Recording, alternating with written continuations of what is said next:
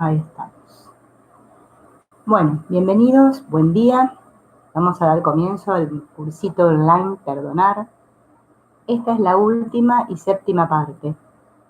Con esto ya terminamos este cursito y ya les estuve anunciando, acá viene mi perra, estuve anunciando por la comunidad que el próximo cursito va a ser sobre la sombra, ¿sí? Vamos a ver si podemos tratar ese tema de la sombra.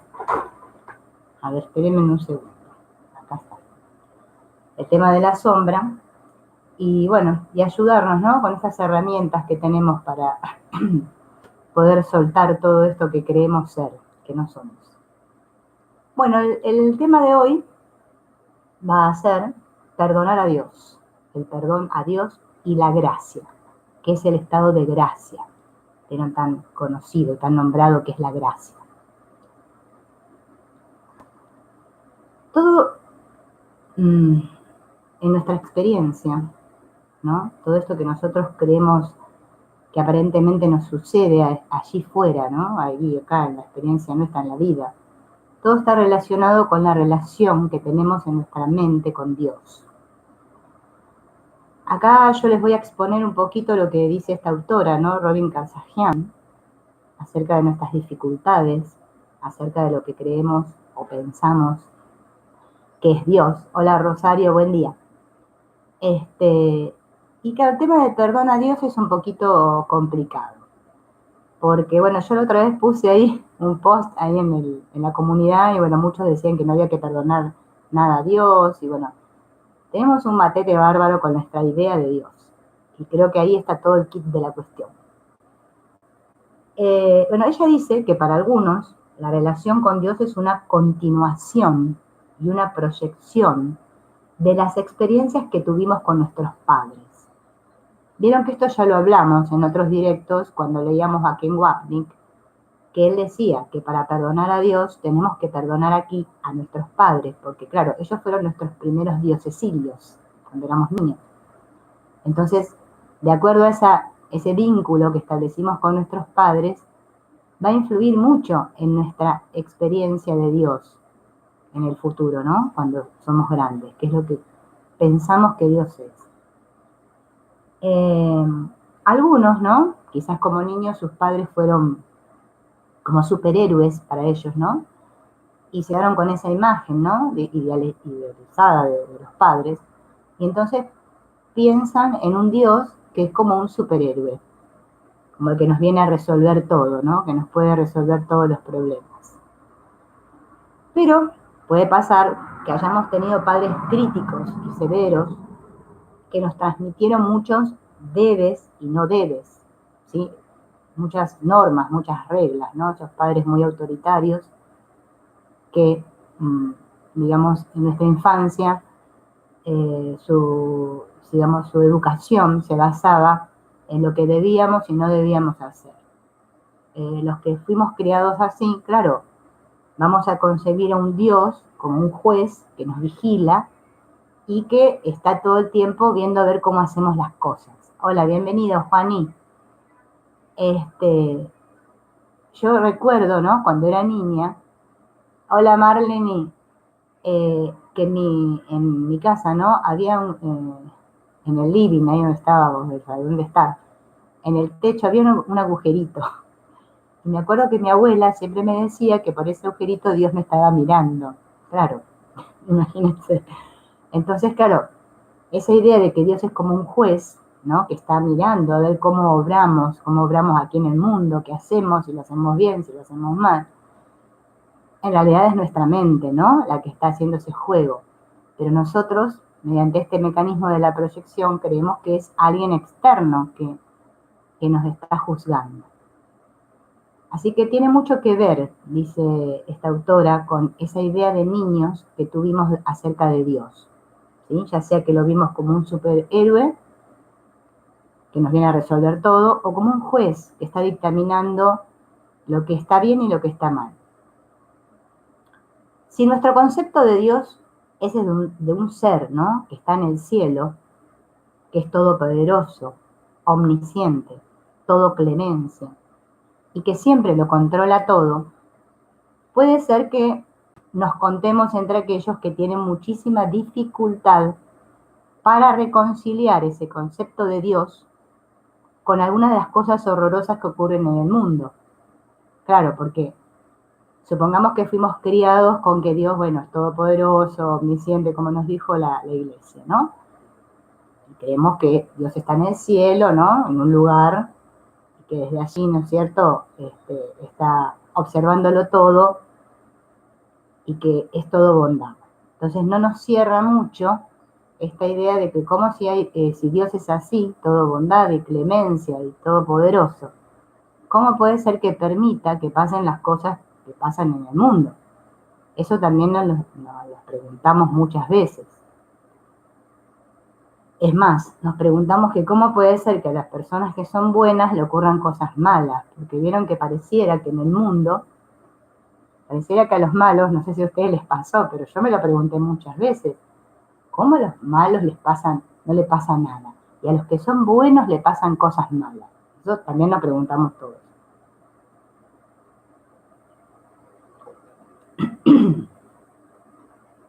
Esa es otra parte, ¿no?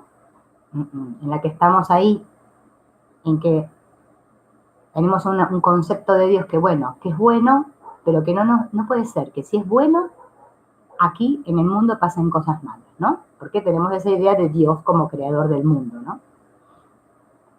También puede ser que nos consideremos agnósticos, ¿vieron estas personas agnósticas, ¿no? Que tienen los sentimientos hacia Dios que no le plantean ningún dilema, ¿no?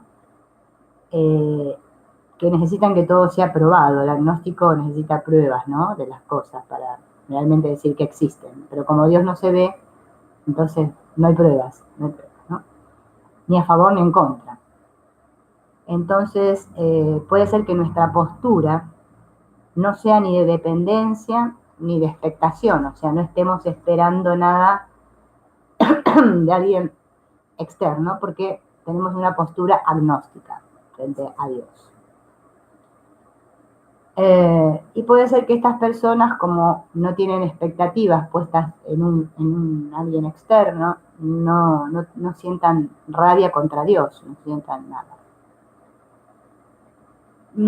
También puede ser que nos consideremos ateos. ¿Vieron la persona atea que no cree en nada, ¿no? Entonces estas personas, ¿no? No se enfadan con Dios o con algo o con alguien porque no existe. O sea, vos cuando le decís algo acerca, le nombrás Dios, te dicen, no, pero Dios no existe. También se puede pensar que Dios está muerto. ¿Vieron como la de Nietzsche? Era Nietzsche que decía esto. Que una vez que puso en marcha el mundo, nos abandonó a un destino humano irracional y caótico. ¿Sí? Es otra postura frente a Dios. Bueno, Dios está muerto, decía estos filósofos, ¿no? Y bueno, puso en marcha el mundo y se fue. Se fue y nos dejó acá y ahora, bueno, arreglátela como puedas. Bien. En este caso uno podría sentir mucha rabia contra Dios porque tiene esa idea de abandono, ¿no? Esta idea de abandono la tenemos todos, fíjense, porque nosotros tenemos una creencia inconsciente muy profunda de que nosotros creemos que fue Dios el que nos abandonó, cuando en realidad fuimos nosotros los que abandonamos a Dios, ¿no? Porque queríamos hacer nuestra cosa aquí.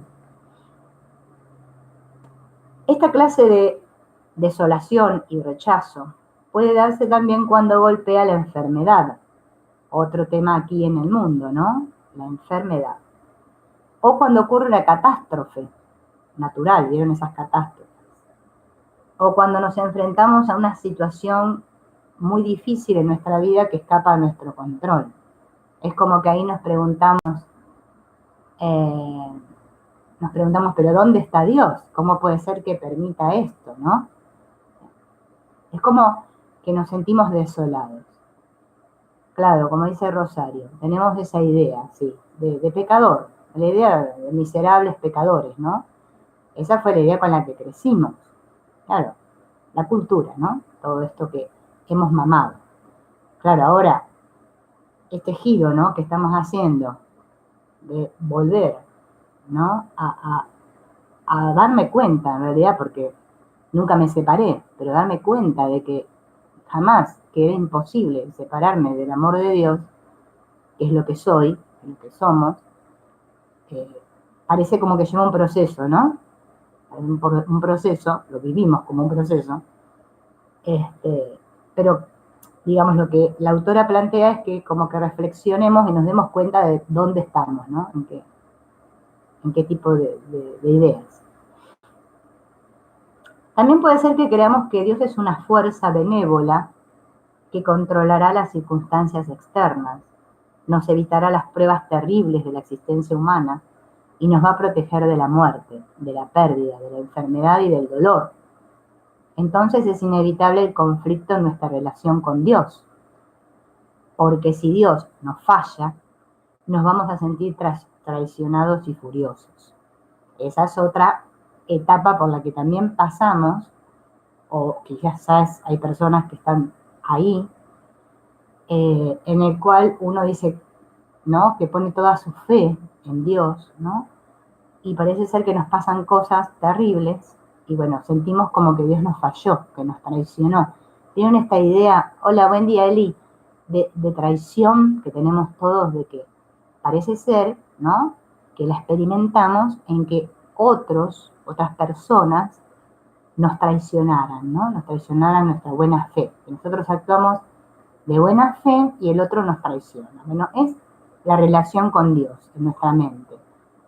Yo soy bueno, tengo fe en vos, Dios, me comporto bien con todas las personas, ayudo a todo el mundo, qué sé yo, que aquí, patatín, patatán, y resulta que ahora vos me das o me traes esta enfermedad o esta situación terrible a mi vida, de dolor, entonces eso provoca una ira contra Dios, ¿no? Una ira, sí, sí. Bueno, enfadarme con Dios significa que tenemos un Dios falso, que adoramos a un ídolo. Y acá es donde tenemos que explorar un poco nuestra mente y darnos cuenta que sí, que realmente esa idea de Dios que teníamos hasta entonces, un Dios externo, un Dios que habíamos idealizado, ¿no? Un ídolo, es falsa, es un Dios falso, ese no es el Dios verdadero. En estos momentos de rabia contra Dios, cuanto más furiosos estamos, es quizás cuanto más estamos creciendo interiormente y descubriéndonos, ¿bien? Porque vieron que es como que cuando llegamos a un límite, no sé, cada uno, bueno, quizás vivió la experiencia de una manera diferente. En mi caso, por ejemplo, me pasó de llegar al límite de que yo lo único que pedía era que se me ayudara a aprender a amar, porque realmente es como que llegó un punto en que dije, yo no sé lo que es el amor, o sea, me di cuenta que no lo sabía. ¿Bien? Entonces ahí es como una crisis que experimentamos y ahí justamente es donde más estamos creciendo, ¿sí? Porque crisis ya sabemos de dónde viene, ¿no? Es una oportunidad para crecer, porque si no experimentamos estos momentos, ¿no? De crisis, de dolor, de desesperación, de furia, de que bueno, ¿qué pasa? ¿No? Bueno, parece ser que no arranca el camino, no arranca. Hola Gaby, buen día. Entonces, mientras estamos muy enfadados con Dios, ¿no? Y creemos que Dios es la fuente de nuestra infelicidad, y seguimos luchando y luchando, bueno, obviamente que estamos creyendo en un Dios que está fuera. Y ese es el gran problema que tenemos todos, que creemos que Dios está fuera. O sea que estamos separados de Dios, sería en criollo, ¿no?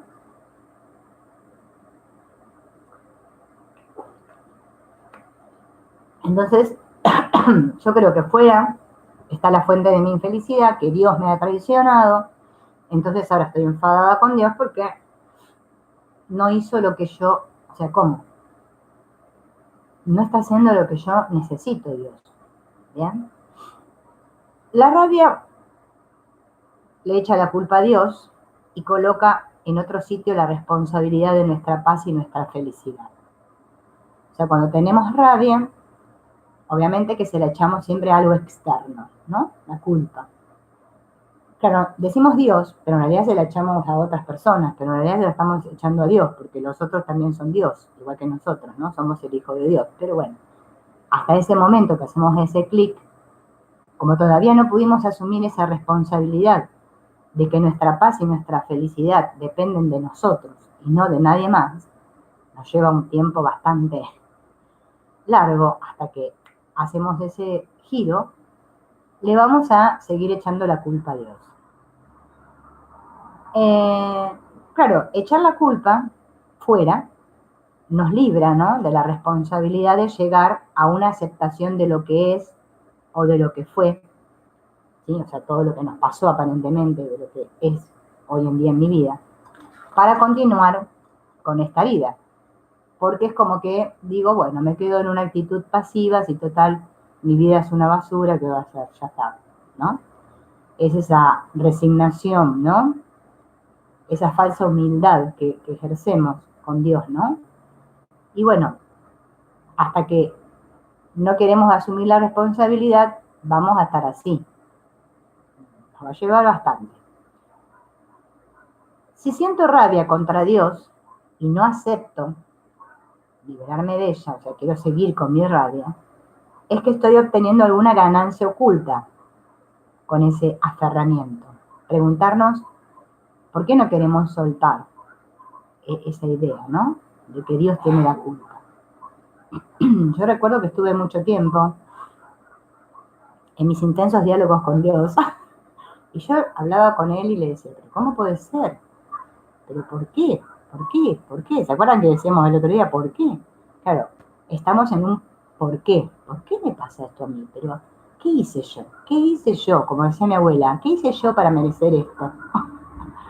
Son ideas muy ancladas en nuestra mente, ¿no? Quizás ahora podamos un poquito sonreírnos de ellas, pero nos las hemos tomado muy en serio, muy en serio. En realidad nosotros no estamos enfadados con Dios, sino con nosotros mismos, y eso es lo que tenemos que descubrir. Porque aún no hemos conseguido conquistar nuestra divinidad interna, ¿sí? O sea, todavía seguimos creyendo que Dios es otro, entonces claro, yo creo que estoy enfadada con Dios, pero estoy enfadada conmigo, si solo hay uno. La impaciencia y la rabia son lo mismo, porque a veces también podemos mostrarnos impacientes con Dios y, ay, a ver, Dios, ¿cuánto que tardás para solucionarme este problema? Mucho tiempo, ya no aguanto más. ¿Cuándo se termina? Claro, pero resulta que esta idea de Dios, esta llamada divinidad interior, o Dios en mí, o, bueno, o darme cuenta de que todo está en mi mente, la única manera de realizarla en uno es mediante el perdón. Es la única herramienta que se nos dio. Recordemos que el perdón es el amor de Dios aquí en la tierra, ¿no? El amor de Dios lo puedo experimentar aquí mediante el perdón. Es la única herramienta que tenemos. En realidad lo que buscamos es el amor incondicional por nosotros mismos. O sea, este amar a Dios es un símil, una analogía de lo que es ese amor incondicional que todos estamos buscando. Ese amor que me amen porque sí, por lo que soy y no por lo que hago, ¿no? Que sea valioso en mí mismo, o sea, esa idea de valía que hemos perdido todos. Al identificarnos con este personaje, obviamente que nos sentimos poco valiosos, ¿no? Nos olvidamos de quiénes somos. Ese es el gran problema.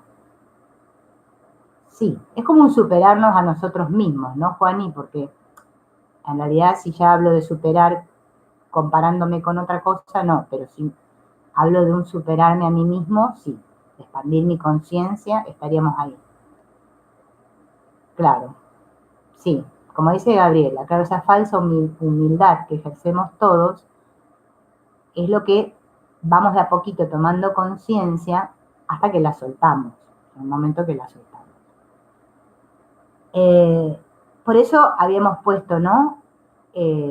Claro, claro, y darme cuenta, Juani, que esa gran dificultad que aparentemente estoy atravesando, fui yo mismo el que me la puse ahí, esa experiencia, hacerme responsable de mi experiencia para darme cuenta de que, bueno, de que la estoy usando a esa experiencia para sentirme separado de Dios, o sea, para sentirme víctima, porque en realidad todo gira en torno a eso, en que queremos sentirnos injustamente tratados y que es alguien que nos lo hace, porque toda la idea de separación viene de que hay algo externo que me puede hacer algo. Ese es el gran dolor que experimentamos, ¿no? Aquí, esa amenaza. Entonces, bueno, por eso ahí en la comunidad de YouTube había puesto, ¿no? Que perdonarse a uno mismo es perdonar a Dios, y perdonar a Dios es perdonarse a uno mismo, porque somos el mismo. En el perdón a Dios hay implícita una aceptación de estas fuerzas del universo que forman parte de este misterio de la vida y que en último término no podemos entender, controlar ni predecir. ¿Bien?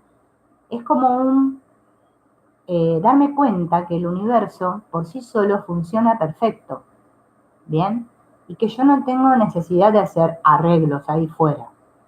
Entonces eso me lleva a una aceptación profunda, de darme cuenta que las cosas que suceden, aparentemente ahí fuera, suceden como suceden, ¿no? Y acepto que suceden así, porque es el orden perfecto del universo, es la ley universal de Dios.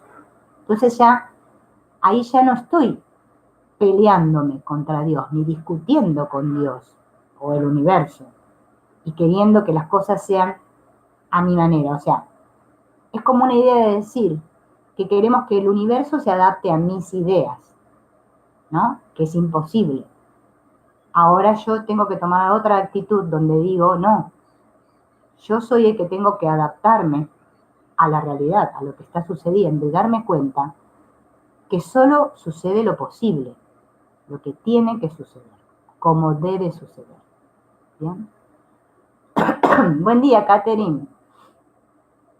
Bien, bueno, sí, todos nos sentimos bien, porque nos tenemos que decir estas cosas para recordarnos, porque se nos olvida mucho. Entonces, eso me lleva a soltar esta idea de control, que en realidad es una ilusión que tenemos todos de que controlamos ahí fuera los sucesos externos, porque claro, el ego nos hace creer que nosotros ejercemos cierta tiranía sobre el universo, ¿no? De que podemos cambiar las cosas.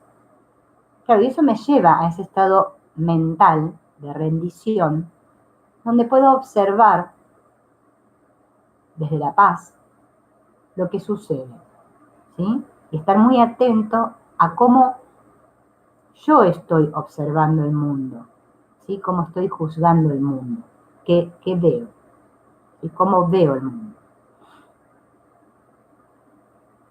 Claro, viviendo lo que queremos vivir. Claro, como, sí, es como ahí lo que está diciendo Juani, es como un darme cuenta que el poder, ¿sí? El poder está en mi mente. O sea, que yo tengo poder, pero como mente, ¿sí? Y soltar ese poder del ego, ese poder del personaje, ¿no?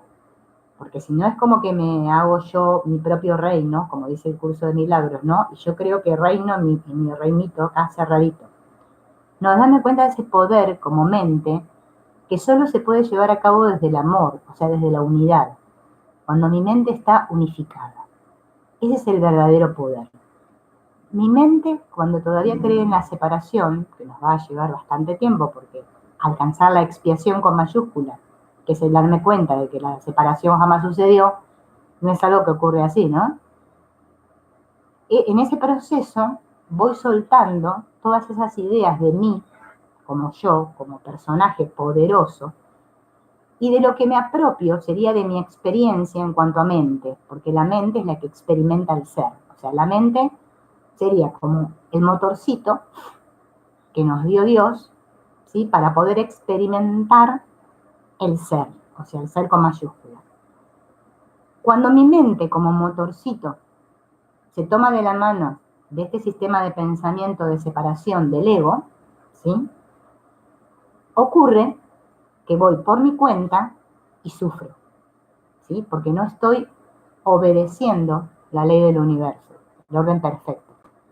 Cuando mi mente se toma de la mano del ser, o sea, de la unidad, y fluye con el universo, o sea, se deja, ¿sí? Se deja en manos de Dios, entonces todo sucede y no hay sufrimiento, ¿sí? Podemos entender que el sufrimiento no tiene sentido, pero eso nos lleva bastante tiempo experimentarlo, porque acá el tema es la experiencia, poder tener esa experiencia, ¿no?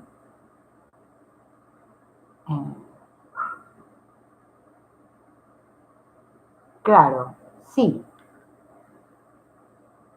claro, porque mirándolo, como dice Juani, desde el punto de vista del personaje, claro, nos vamos a creer imperfectos. Por eso, en realidad estamos perdonando a este personaje que creemos ser, ¿no?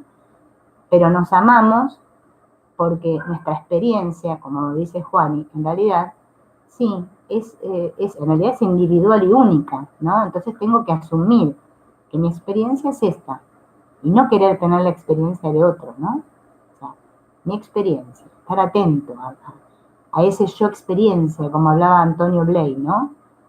Que es el que lo que expande la conciencia. Recuerdan que hablamos la otra vez del yo idea, el yo ideal y el yo experiencia.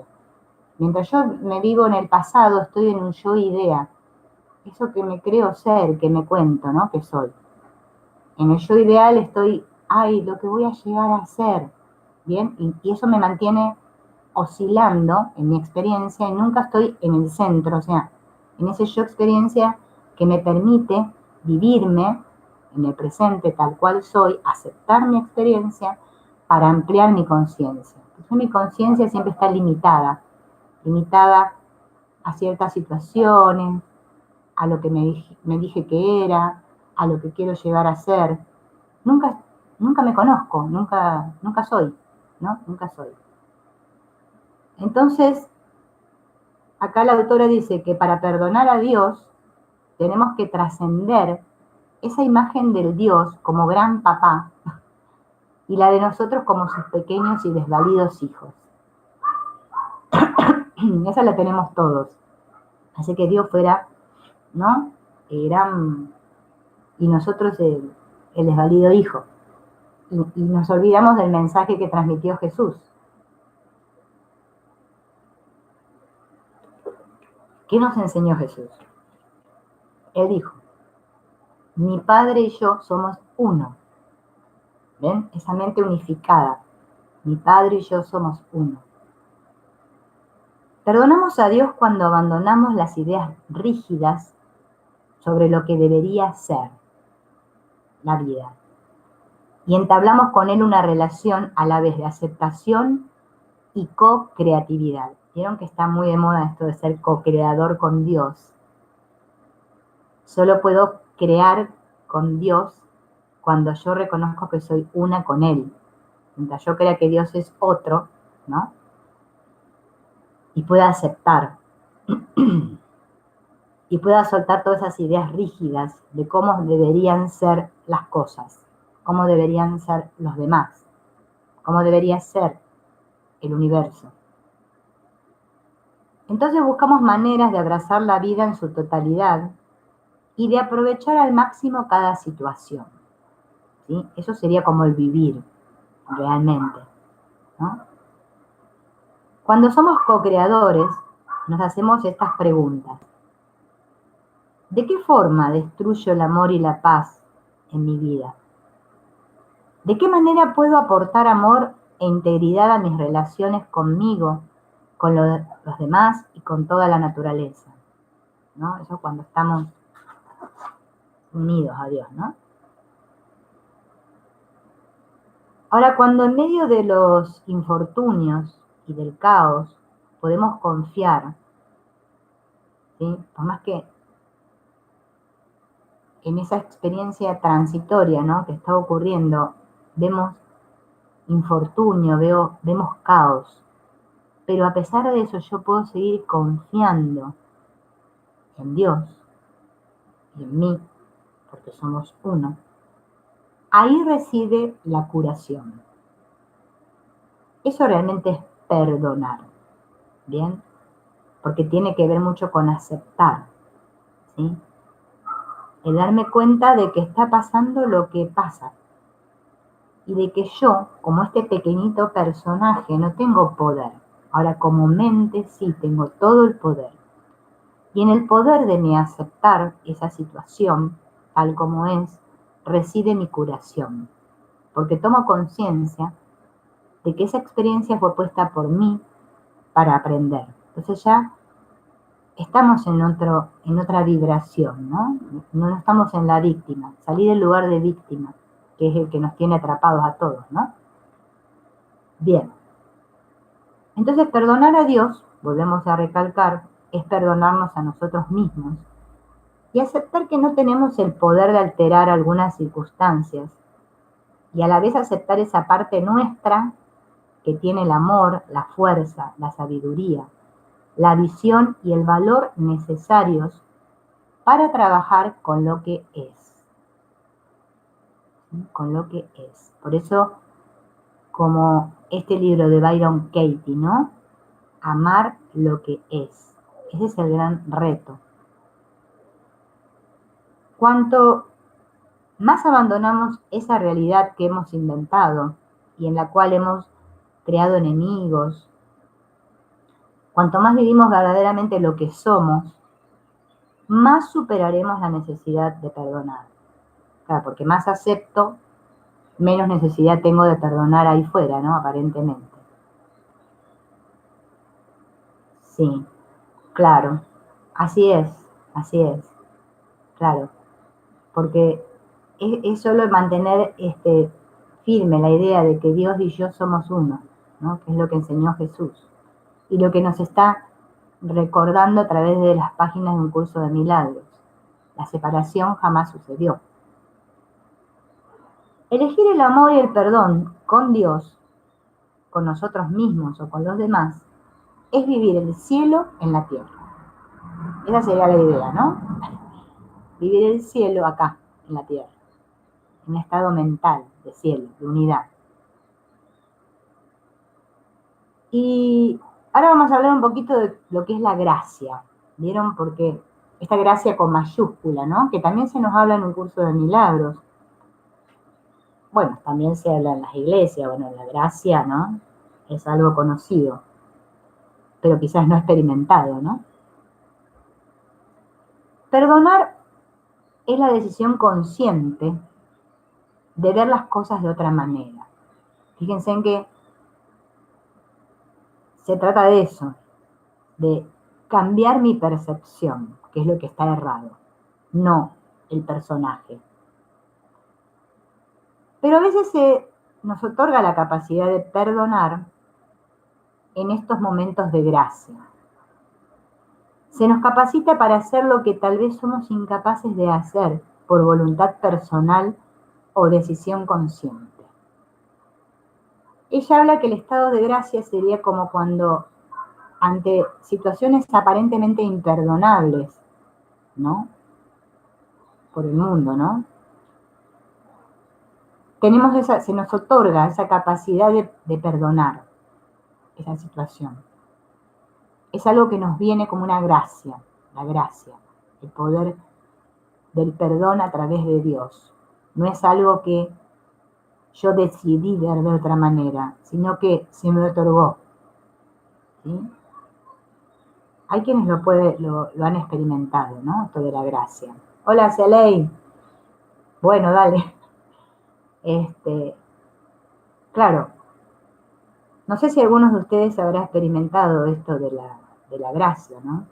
Pero son esos estados en los que ni siquiera sabemos cómo puede ser que ante esa situación no estemos en ese estado de alteración y de rechazo y de juicio. Abandonamos todo. Es como un sentir de aceptación profunda, digamos, la gracia, un estado, ¿no? Que nos viene, que nos es dado.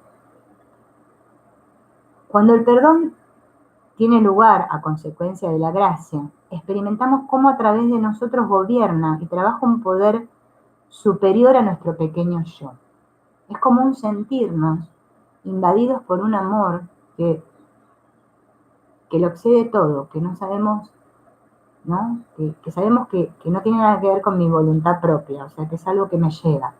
Es un estado de paz más allá de todo entendimiento, ¿no? La gracia. Por eso se dice que la gracia desciende. Podemos sentir que esa gracia y ese poder provienen o son una manifestación de un poder superior. Aun cuando nos sintamos incapaces de perdonar, si nos abrimos sinceramente a la curación, vamos a traer la gracia a nuestra vida. Cuando me abro, cuando estoy receptivo, cuando me rindo, cuando decimos esa frase tan conocida del curso de milagros, ¿no? No sé quién soy, por lo tanto no sé lo que estoy haciendo, ni dónde me encuentro, ni cómo considerar al mundo, ni a mí mismo, ¿no? En ese estado de rendición atraemos la gracia a nuestra vida. Y suceden milagros, ¿no? Porque es algo que excede a mi entendimiento. No lo podemos entender.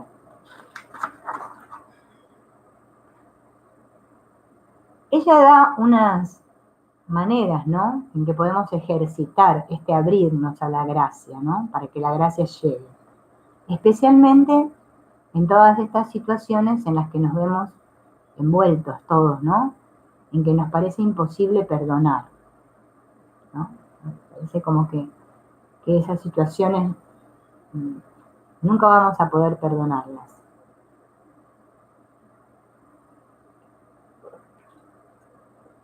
Entonces ella nos propone unas maneras de abrirnos a la gracia. Claro, Lilibet, el tema de que modificar el pensamiento y el ego, ¿no? Porque justamente es que estamos obedeciendo a un sistema de pensamiento dirigido por el ego. Por eso parece tan difícil, porque nosotros le damos mucho poder y valor a ese sistema de pensamiento. ¿Bien? Es debido al miedo que hay en nuestra mente, a soltar al personaje. Nada más que eso. Pero bueno, con la práctica del perdón es la única manera que podemos acceder a este estado de conciencia, de unidad, ¿no? De darme cuenta de que esos pensamientos que yo pienso, ¿no? No son nada, no significan nada. Un pensamiento significa algo si yo le doy poder, si yo me lo creo. Yo me lo creo el pensamiento, por eso tiene poder.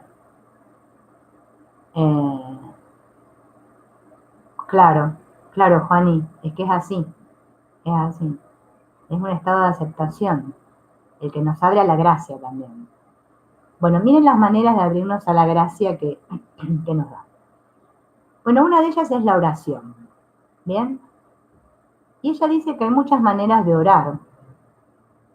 Y entre ellas, entre las maneras de orar que hay, es dialogar con un poder superior, expresándole nuestras verdades, temores e inquietudes. Pedir ayuda, callarnos y poner atención para escuchar con todo nuestro ser la orientación. Ser receptivos a la curación, sea cual sea la forma en que se presente.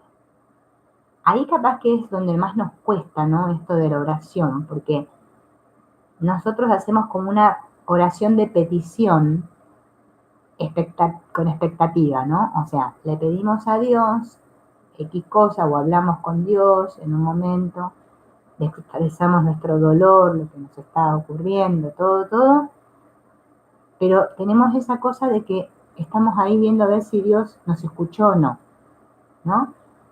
Nos olvidamos de esta capacidad receptiva que tenemos todos de estar abiertos a escuchar. Por eso no escuchamos, después decimos que queremos escuchar a la voz del Espíritu Santo y que vamos a escuchar si estamos todo el día con esa ansiedad, esa expectativa, ¿no? De que suceda lo que yo quiero. Y ahí es donde nos atrapa el ego así enseguida, ¿no? Poder decir, no sé en realidad lo que más me conviene, no tengo ni idea. A ver, espíritu, ¿sí? Quiero escuchar tu voz. Este estar receptivo nos puede llevar a estar abiertos a la gracia y que realmente nos llegue la respuesta. Y cuando estamos así de receptivos nos llega, nos llega la respuesta.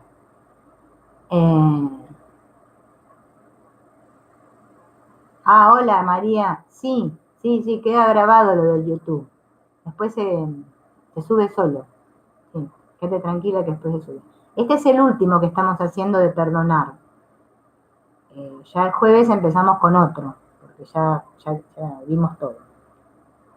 Bien. Y aceptar sea cual sea la forma en la que se presente. Porque quizás nosotros estamos esperando una respuesta que se adecue a mis deseos. Y resulta que lo que me llega es otra cosa, ¿no? Entonces, estar muy atentos ahí. Otra manera de abrirnos a la gracia de Dios es la meditación. Y acá ella dice que hay varias maneras de meditar, porque vieron que con este asunto de la meditación, y más que hoy en día que está de moda meditar, que pareciera que todos meditamos ahora. ¿Cómo meditamos? A ver, ¿qué meditación es la que realmente conecta con Dios, no? Ella dice que una de ellas es buscar un momento y un lugar para estar en calma y en silencio. Bueno, a los que tenemos una familia numerosa es como que es un poquito difícil. Nos tenemos que levantar de temprano y todas esas cosas. Pero el que tiene la oportunidad, ¿no? De buscar un momento y un lugar para estar en calma y en silencio. En ese momento centrar la atención en el movimiento de la respiración, observando las cambiantes sensaciones de nuestro cuerpo. En realidad meditar es eso, ¿sí? Es darme cuenta que el que medita no soy yo que estoy sentada en esta silla, ¿no? Suelto justamente a este personaje, pero estoy atento a esa respiración que es la que me conecta y todas estas sensaciones que aparentemente sentimos en nuestro cuerpo, ¿no? Porque eso es la vida, es el movimiento, ¿no? Que somos. Otra manera es enfocar la atención en la repetición de una frase espiritual o neutra mientras se inspira y expira, ¿no? Es como sincronizar la respiración con la frase. Eso también es bastante relajante. A mí me gusta mucho practicarla con la de yo soy, ¿no? Que podemos, cuando inspiramos, decir yo y cuando soltamos, soy, ¿no? Eso ayuda más a una mente muy parlanchina, ¿no? Vieron que nuestra mente es muy parlanchina y bueno, ayuda una frase. Quizás lo que no ayuda es repetir como loro frases por ahí, a veces no ayuda tanto, pero sí repetir frases. Por ejemplo, si estamos practicando el curso de milagros, nos pueden ayudar justo la frase o ejercicio del día, ¿no? Ese ejercicio que se nos dio. Centrarme en ese ejercicio y observar mi respiración, porque nosotros tenemos una respiración, obviamente que es inconsciente, pero al hacerla consciente, la respiración ayuda mucho a relajarnos y a conectar. Bien. Otra, la gratitud. Esto de la gratitud, ¿no? Gracias, que está tan ahora, ¿no? Expandido en la conciencia. La gratitud me sirve para invitar a la gracia. Fíjense en que yo digo gracias y estoy invitando a la gracia a que entre en mi conciencia y agradecer por la gracia. O sea, es como el estar en estado de gracias, o sea, cuando yo repito gracias, pero en realidad estoy diciendo gracias, porque llegó la gracia a mi mente, a mi conciencia. Ese es el verdadero agradecimiento, ¿no? Es un agradecer por lo que es, por lo que soy. No una gratitud que se base en que porque me va todo bien. O repetir gracias, gracias porque me va todo mal y quiero que me vaya todo bien, ¿no? Sino es una apertura de gratitud hacia lo que es. Y otra manera que tiene ella, dice que es la expresión creativa, ¿no? Que mediante algo que me guste hacer, ¿no? O en donde yo me puedo expresar, por ejemplo, la pintura, la escritura, el baile, bueno, no sé, cada uno, ¿no? Con sus dones. Experimentar ese estado de inspiración. Vieron que cuando nosotros estamos como sumergidos, ¿no? En la actividad que estamos haciendo, que amamos lo que hacemos, ¿no? Es como que ahí nos estamos expresando realmente. Ahí Dios está expresándose a través nuestro. Estoy amando lo que hago. El amar lo que hago conecta con la gracia, ¿sí? Porque estoy en ese estado de gracia en el que estoy inspirado. Por eso los artistas, ¿no es cierto?, las mejores obras de arte las plasman cuando están en ese estado de inspiración. Bueno, esas son las manerillas que dice ella de conectar con esta gracia, ¿no? Sí, bueno, gracias Gaby, pero pensá que yo solamente soy una comunicadora, nada más. Nada más. Yo todo esto lo tengo que poner en práctica también, ¿eh? Sí, claro, sí, oración y gratitud, claro, porque cuando oramos estamos en estado de gratitud, sí, de unidad, estamos unidos al Creador, estamos siendo co-creadores. El tema que viene va a ser de la sombra, esto que descubrió Carl Jung, ¿no? Y que es tan bueno porque nos sirve para ver todo este sistema de pensamiento, ¿no? En el que estamos todos sumergidos, que no, hasta que no lo vemos y nos damos cuenta, no podemos salir de ahí, ¿no? Nos ayuda bastante, tiene ejercicios, ¿no? Es un compilado que hice, ¿eh? No es de un libro específico, es de varias partes. Bueno, vamos a empezar el juego, vamos a ver qué pasa. Yo hoy quería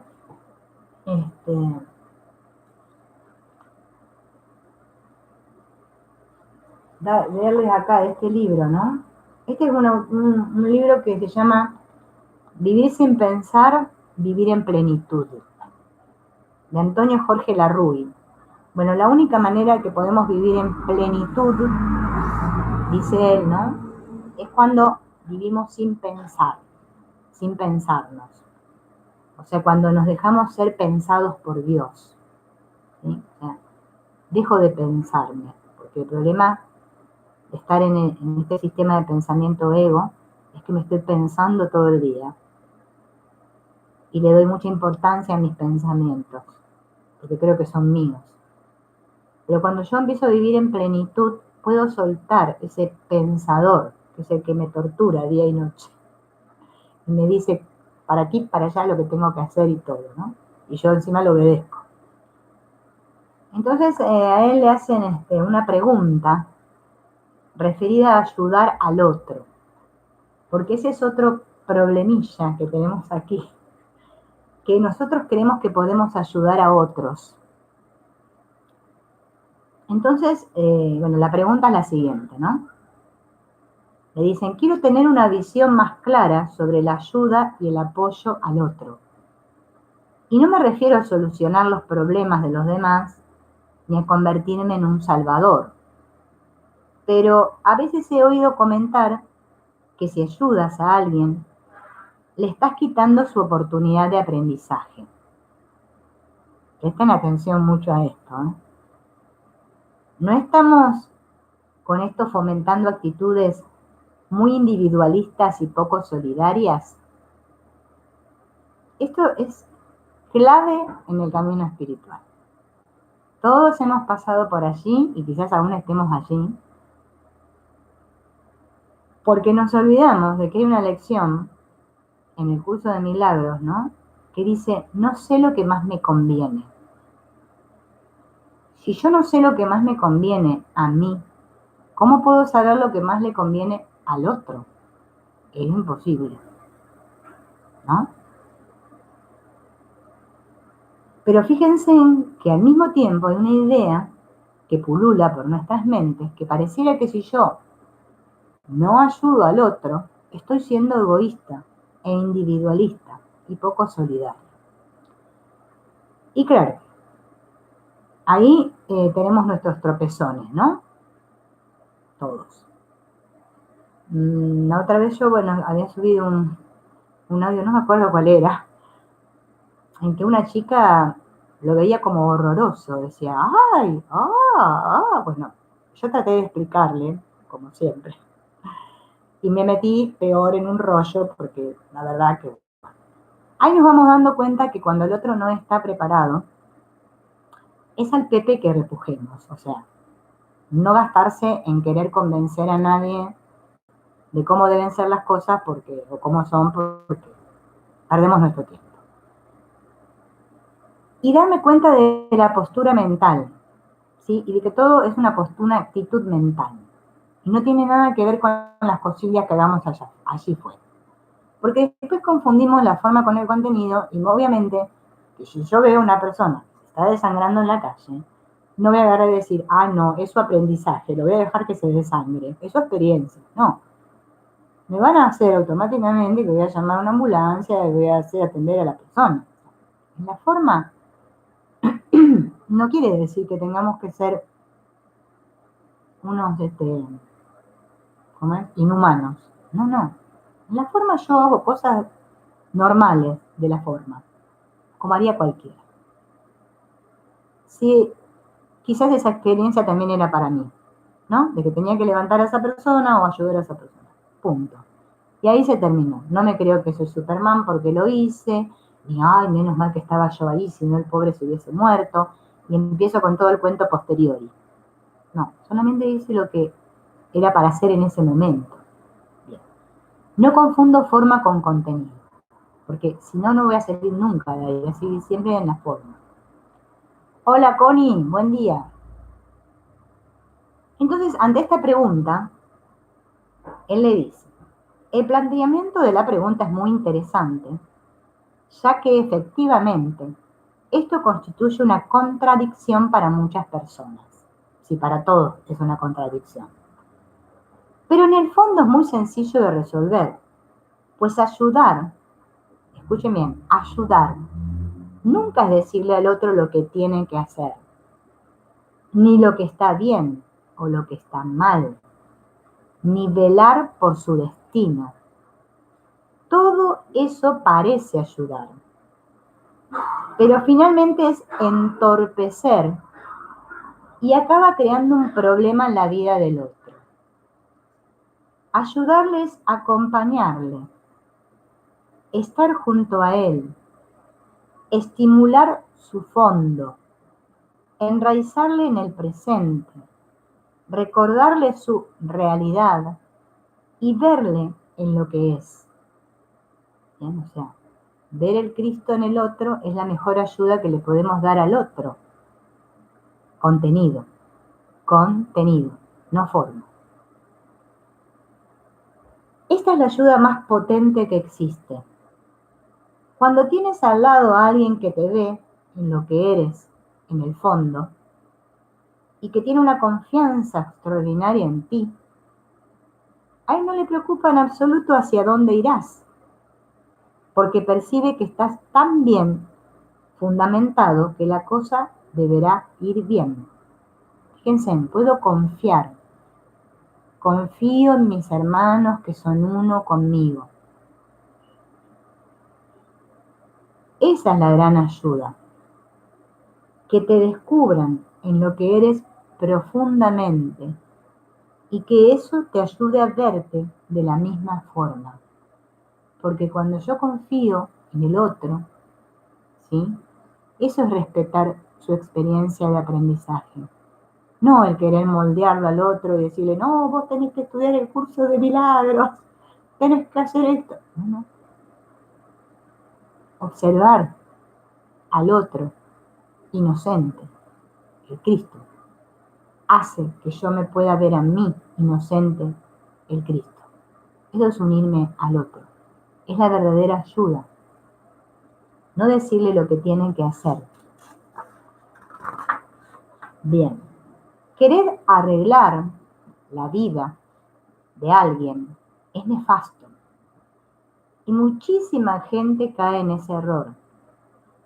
Padres, educadores, los estudiantes del curso de milagros. No, lo que vos tenés que... No, estás haciéndolo mal, ¿no? ¿Cuántas veces vemos eso, no? Hola, María. ¿Cuántas veces? Millones. ¿Cuántos padres quieren arreglar la vida de sus hijos y les están entorpeciendo sin duda alguna? ¿Cuántos padres? Nos cansamos, ¿no? Quieren allanarles el camino, quieren decirles lo que está bien y lo que está mal, quieren dejarles un patrimonio, quieren orientarles en exceso y todo eso les hace mal.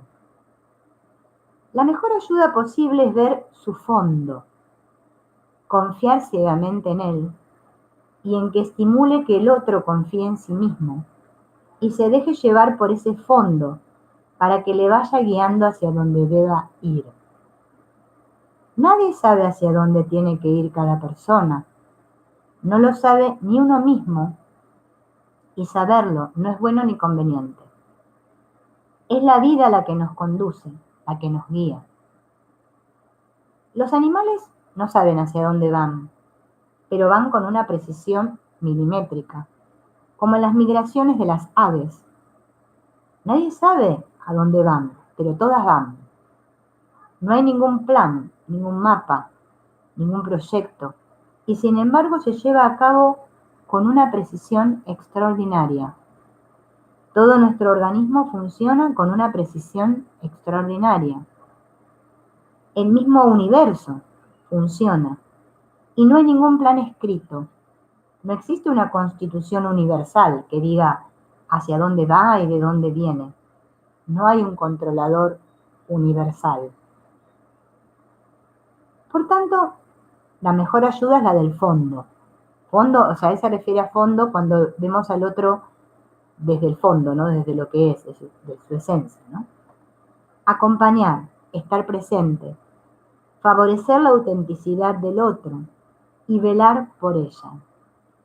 Cuando percibes claramente que alguien cercano a ti está fuera de su autenticidad, de la confianza profunda en sí mismo, ahí sí que hay que fomentar que esa persona pueda reconocer su anclaje verdadero, pero nunca decirle lo que tiene que hacer, ni lo que está bien o lo que está mal, en función de un modelo, ya que sería como un ciego que acompaña a otro ciego. El que ha de ir despertando y abriendo las puertas que convenga abrir es el propio interior. Y lo importante es que esa persona esté fuertemente instalada en su fondo. Cuando observas a personas que llegan a hacer cosas de un gran valor, te das cuenta de que todas tienen un elemento en común, una gran confianza en sí mismas. Es decir, que están más conectadas con su fondo. De un modo u otro, durante su educación, se valoró el fondo, les vieron por lo que eran y se sintieron tranquilas y apoyadas. Esta es sin lugar a dudas la mejor ayuda, tanto a nivel individual como social. No favorecer el individualismo, sino todo lo contrario, fomentar la vida. Y no sé si ustedes se dieron cuenta que todos los coach o los libros, ¿no?, de autoayuda o de superación personal están muy enfocados hacia el individuo. Entonces se le dice, tú puedes, tú puedes. Claro, se le habla a la persona que puede. Entonces la persona pobre está desanimada, está haciendo, y le dice, tú puedes, y no la estamos ayudando en nada. O sea, la idea es hablarle a ese tú, de este tú, o sea, el que soy, a nivel mental. No necesito nada, decirle nada siquiera, porque las palabras a veces son para confundir. Pero a nivel de mi mente, me uno a él, que eso es perdonar, y confío plenamente en que se le va a mostrar el camino, así como se me mostró a mí, porque Dios no desampara a nadie. Entonces, ese tomar conciencia de que lo que mejor puedo hacer es dejar de sufrir por los demás, como está de moda aquí en el mundo, porque yo creo que sufrir, preocuparme y sacrificarme por los otros es ser bueno. Y mientras siga ahí, no estoy haciendo ningún camino espiritual. Nadie nos pide eso, ¿sí? Solamente que viva mi experiencia. Y que si alguien viene a mí, aparentemente, en busca de ayuda, no me quede y me ponga en el rol de maestro y le diga, porque lo que vos tenés que hacer es así. No. Que pueda darme cuenta que esa ayuda que me está pidiendo el otro es la que me estoy pidiendo yo a mí mismo. Entonces, ¿desde qué lugar, desde qué espacio voy a responder? Porque ahí está la clave. La respuesta que le doy al otro es la que me estoy dando a mí. Lo que yo le digo al otro es lo que necesito decirme a mí, porque sé que somos el mismo. Que yo, como personaje, como pequeñita cosa que soy, no puedo interferir en la experiencia del otro, porque eso es terrible. Es lo peor que puedo hacer. Quizá le estoy haciendo un daño terrible. Entonces, salgo de ese personaje sabedor, que cree que sabe todo, y me pongo en esa postura, ¿sí? De igualdad, de que los dos estamos en el mismo bote. Bien, quizás yo parece que tengo una conciencia, ¿no? O estoy conectado con la fuente, con mi fondo, y entonces me llegan unas palabras que le digo al otro, ¿sí? Pero no es que yo sea especial por lo que digo, no. Es que esas palabras se dicen a través de este aparente personaje, pero no son mías, ¿sí? Entonces, esa actitud es la que realmente ayuda, porque lo mejor que le puedo decir al otro es recordarle quién es, ¿sí? Que recuerde quién es y para qué está acá. Eso es la función y lo que nos convierte en maestros de Dios. Cuando puedo ver los intereses de los demás no separados de los míos. Cuando adopto esa actitud mental, ¿eh? Cuando no le quiero sacar nada al otro. Me doy cuenta que nadie me puede robar nada. Que lo único que puedo hacer es dar. Porque eso es amar, dar. Bien, amigos. Bueno, vamos a dar por finalizado este curso de perdonar. Esperemos que lo podamos llevar toda la práctica, porque eso es lo importante. Y no, claro, David, pero no importa que el otro no crea, porque ahí estamos creyendo que tenemos que convencer al otro. No. Vos, por ejemplo, ponete en el lugar de madre. No sé si sos mamá, pero a ver, de madre. Nosotros cuando los hijos son pequeñitos, cuidamos sus cuerpos para que no se lastimen, ¿no? Bien, vamos a ir como la mamá, la gallina cuidando la pollita. Pero nuestros hijos, esos pollitos, tienen sus propias alas. Y yo lo que tengo que dejar es que ellos vuelen su propio vuelo, ¿no? Si yo quiero intervenir en sus experiencias, ahí estoy coartándoles o cortándoles las alas. Yo tengo que confiar en la vida, confiar en que Dios, el universo, llamarle, me puede llamar Dios, sabe lo que es mejor para cada uno de nosotros. Yo no lo sé, no lo sé. Entonces, le enseño, por eso enseñar es demostrar, ¿sí? Es lo mismo. porque yo le enseño mostrándole que desde mi fe, mi confianza en Dios, eso es lo que te salva. ¿Sí? Eso es lo que te salva. Entonces dejo en manos de Dios y sé, confío en el otro, de que sé que Él va a saber lo mejor para Él. No que lo quiero convencer de que crea lo mismo que creo yo, porque ahí quizás le estoy ocasionando un daño. Claro, claro, muy bien, Rosario, yo también. Yo hago lo mismo ahora, sí, sí. Antes uno creía, pero ahora se va dando cuenta de que no podemos ayudar al que no quiere. Ahora, como dice Rosario, si alguien viene y se abre y te pide, o sea, es como que está abierto y te dice, a ver, contame. Esto como, a ver, te pusiste una crema, ¿viste? Estás re joven. Entonces te preguntan, ¿pero qué hiciste vos? ¿Qué hiciste? Entonces, ¿ves? El otro ya está como abierto. A ver, contame. Vos le contás, pero no queriéndolo convencer, sino que le contás el camino que está llevando. Bien. Si el otro está preparado, va a ir con vos. Ahora, si el otro no está preparado, no va a ir con vos. Va a decir que vos estás medio loca. No, ¿esta qué le pasa? ¿Ven? Como que el mundo no existe. Imagínate decirle a alguien, el mundo no existe. No, esta ya está para el chaleco fuerza. Entonces, ser conscientes que solo podemos, ¿no?, actuar desde ese espacio, desde ese nivel mental. Mejor ser mente, ¿eh? Es menos complicado. Bueno, amigos, nos vemos el jueves con el cursito de la sombra. Espero que con el de la sombra veamos todo lo que tenemos que iluminar. Chao, nos vemos.